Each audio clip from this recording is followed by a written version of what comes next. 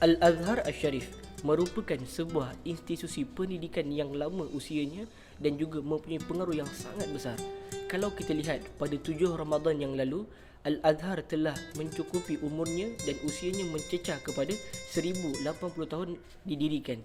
Saya akan menceritakan sedikit sebanyak latar belakang bagaimana sejarah Al-Azhar ini ditubuhkan. Ianya bermula sebanyak 4 dinasti. Dinasti yang pertama itulah bermula pada zaman dinasti Fatimiyah. Dinasti Fatimiyah inilah dinasti yang mula-mula menubuhkan Al-Azhar Asy-Syarif. Kalau kita lihat di dalam sejarah, orang yang pertama yang bertanggungjawab mendirikan dinasti ini itulah Abu Muhammad Ubaidullah.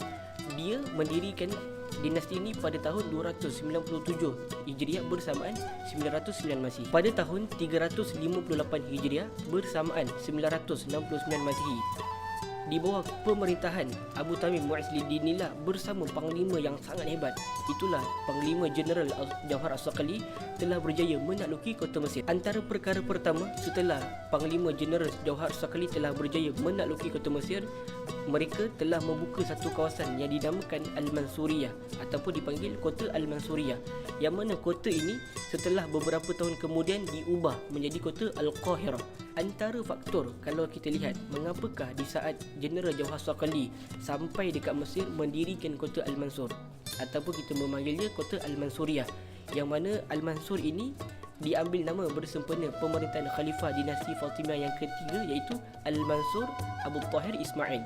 Setelah itu pada tahun 362 Hijriah bersamaan 972 Masihi telah datang Abu Tamim ke Mesir dan mengubah daripada nama Al-Mansur menjadi kepada Al-Qahirah, dan nama itu berkekalan sehingga hari ini. Setelah mereka menukarkan nama daripada kota Al-Mansur berubah menjadi kepada Al-Qahirah, mereka telah menubuhkan satu institusi, dan inilah institusi yang berperanan menyebarkan mazhab Syiah, iaitu dengan cara mereka menubuhkan Al-Azhar. Baik, akan saya membawakan kepada sekalian para sahabat akan sejarah-sejarah awal penubuhan Masjid Al-Azhar Asy-Syarif. Kalau kita lihat, sebelum didirikan Masjid Al-Azhar ini telah didirikan sebanyak 3 masjid. Yang pertama, Masjid Amru Al-Asr. Kemudian yang kedua, Masjid Al-Azkar, dan yang ketiga itulah Masjid Ibnu Tulun. Masjid Al-Azhar mula dibangun pada tahun 23 Jumadil Ula 359 Hijriah bersamaan 7 Mei 970 Masihi.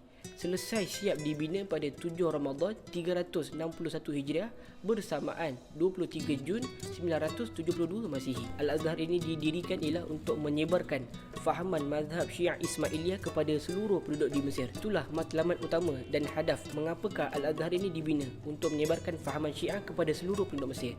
Dan pembangunan ini memakan masa selama 2 tahun 3 bulan.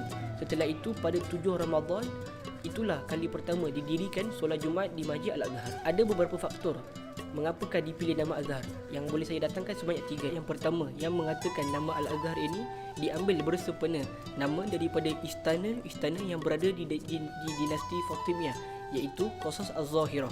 Yang kedua, kalau kita lihat nama Al-Azhar ini diambil bersempena daripada nama bunga daripada perkataan Arab, iaitu Az-Zahir, yang ini membawa definisi berkembang dengan berharap satu waktu nanti Al-Azhar ini akan menjadi sebuah pusat yang mengembangkan ilmu ke serata tempat.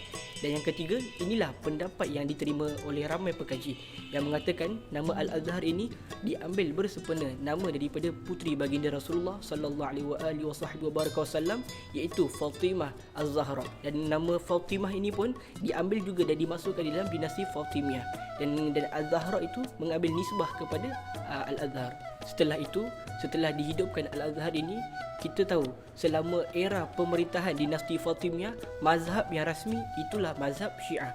Tidak ada lagi mazhab Ahli Sunnah wal Jamaah. Didatangkan mazhab Ahli Sunnah wal Jamaah selepas kejatuhan dinasti Fatimiyah, runtuhnya dinasti Fatimiyah, dan telah digulingkan dinasti Fatimiyah ini oleh seorang panglima yang sangat hebat, itulah Sultan Salahuddin Al-Ayyubi. Sultan Salahuddin Al-Ayyubi bersama bala tenteranya telah menjatuh dan menggulingkan dinasti Fatimiyah pada tahun 3 Muharram 567 Hijriah bersamaan 11 September pada tahun 1171 Masihi. Pada kejatuhan dinasti Fatimiyah itu, maka telah bermulalah era yang kedua, iaitu era pemerintahan dinasti Ayyubi di zaman Al-Azhar Asy-Syarif. Kita akan lihat dan kita akan kongsikan pada perkongsian yang akan datang. Mudah-mudahan perkongsian ini memberikan manfaat kepada semua.